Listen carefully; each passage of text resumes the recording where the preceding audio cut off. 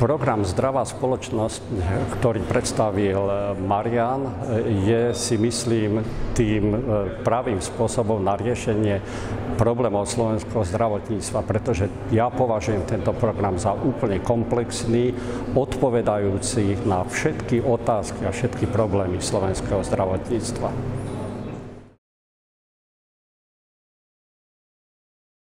Mariana poznám už 20 rokov. Ja, čo na ňom obdivujem, je to, že už po skončení fakulty, keď začal vykonávať medicínsku prax, tak začal sa venovať ale aj otázkam zdravotníctva ako systému financovania, systému poskytovania zdravotnej starostlivosti.